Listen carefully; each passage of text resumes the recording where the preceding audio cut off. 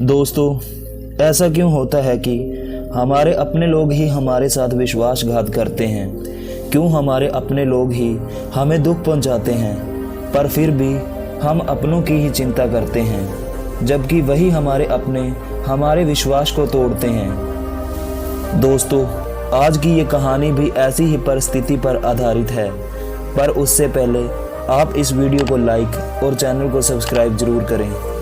दोस्तों, एक गांव में एक किसान रहता था। उस किसान के 3 लड़के थे। वह तीनों आपस में हमेशा ही लड़ते झगड़ते रहते थे। उन तीनों की आपस में बिल्कुल भी नहीं बनती थी और वो तीनों एक दूसरे से ढंग से बात तक नहीं करते थे। अपने बच्चों के ऐसे व्यवहार को देखकर वो किसान बहुत दुखी रहता था। वो बहुत परेशान रहता था कि आगे चलकर इन सब का क्या होगा। ऐसे में तो ये कभी भी अपने जीवन में सफल नहीं हो पाएंगे और अपनी ज़िंदगी बर्बाद कर लेंगे। किसान उन्हें बहुत समझाता था, पर वो उनकी एक नहीं सुनते थे और कभी कभी तो वह उस किसान के साथ भी दुर्व्यवहार करने लग जाते थे। फिर उस किसान ने उन लड़कों को सही रास्ते पर लाने के लिए एक योजना बनाई। एक दिन वो लड़के किसी बात पर बहुत झगड़ रहे थे। किसान उनके पास गया और उन्हें रोकने की कोशिश की, मगर वो नहीं रुके। फिर किसान दुखी होकर चुपचाप अपने कमरे में चला गया और कमरे में जाकर ऊंची ऊंची बड़बड़ाने लगा कि अब इस लाल गठड़ी का क्या होगा।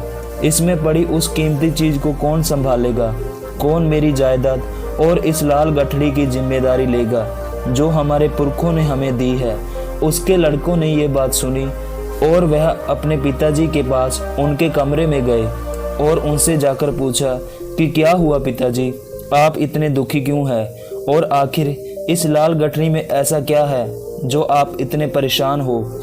तो फिर किसान ने उन्हें समझाया कि बेटा, ऐसा कब तक चलेगा, तुम कब तक ऐसे ही लड़ते झगड़ते रहोगे।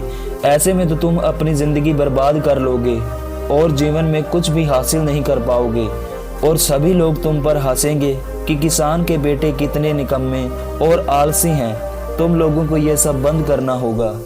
फिर बीच वाले लड़के ने कहा कि पर पिताजी, ये तो बताएं कि आखिर इस लाल गठड़ी में क्या है।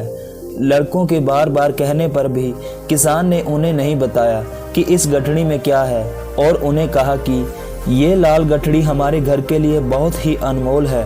इस गठड़ी से ही हमारे घर का भविष्य निर्धारित होगा, पर मैं इस गठड़ी का रहस्य तुम्हें नहीं बताऊंगा क्योंकि तुम मेरे विश्वास के लायक नहीं हो।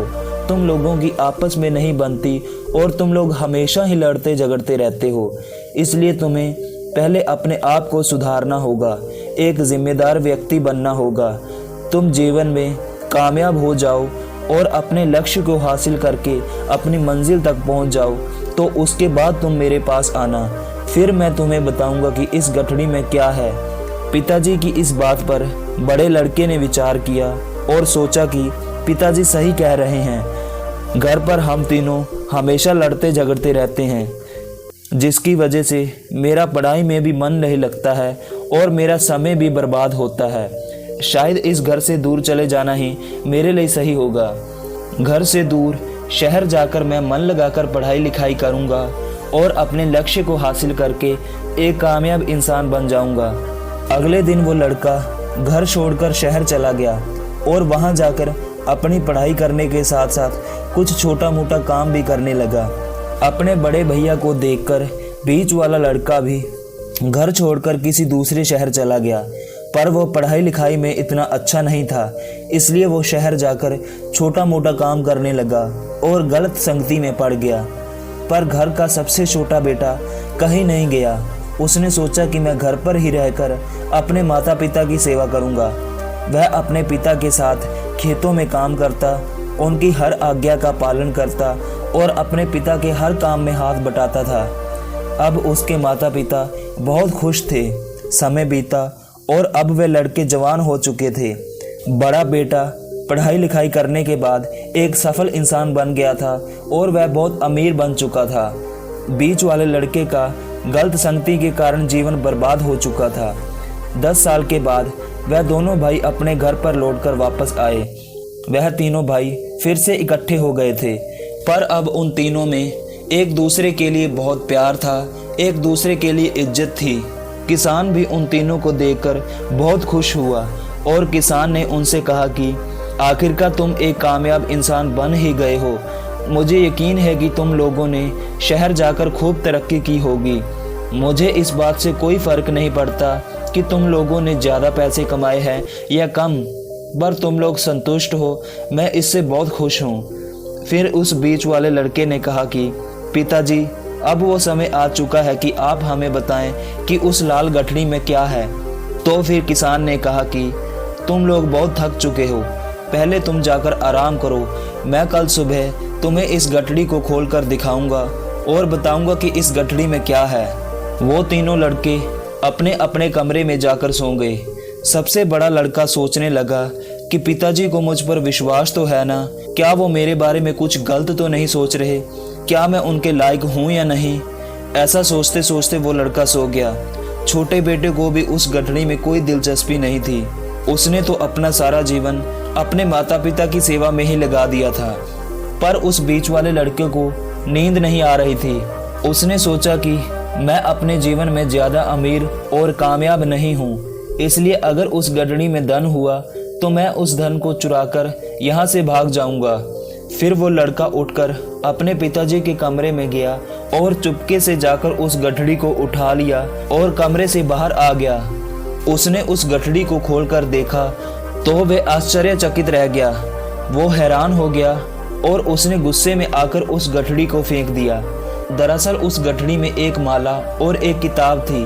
वो सोचने लगा कि ये क्या मजाक है, इतने सालों से पिताजी इस माला और किताब को संभाल कर रख रहे हैं। फिर वो वहां से चला गया। अगली सुबह किसान उठा और उसने अपने दोनों लड़कों को सोते हुए देखा, पर बीच वाला लड़का अपने कमरे में नहीं था। फिर किसान ने उन्हें उठाया और कहा कि अब वो समय आ गया है कि मैं तुम्हें बताऊं कि इस लाल गठरी में क्या है, तुम चलो मेरे साथ। पर जैसे ही वो गठरी खोलने लगा तो गठरी पहले से ही खुली हुई थी। उसमें वही माला और किताब पड़ी थी।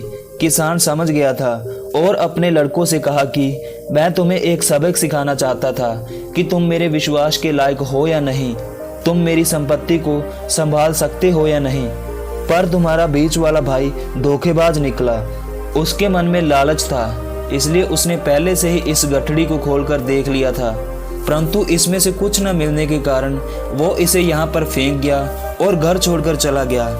पर मैं तुम पर यकीन कर सकता हूँ और मेरी ये संपत्ति तुम दोनों में ही बटेगी। किसान की ये बात सुनकर वो दोनों भाई बहुत खुश हुए। तो मेरे दोस्तों, ज़िंदगी में अपनों और गैरों का फ़र्क सिर्फ खून के रिश्तों से ही पता नहीं चलता है। जो अपने घर के प्रति वफादार होते हैं, घर की जिम्मेदारियां समझते हैं और अपने घर के प्रति अपने भागीदारी निभाते हैं, वही अपने होते हैं। वफादारी के बिना घर परिवार में कोई भी रिश्ता नहीं होता है। इसलिए अगर तुम वफादार हो तो तुम अपने हो, वरना इस पूरी दुनिया के रिश्ते किसी भी काम के नहीं है। तो मेरे दोस्तों, आपको ये कहानी कैसी लगी और आपने इस कहानी से क्या सीखा, हमें कमेंट्स में बताएं। नमो बुद्धाय।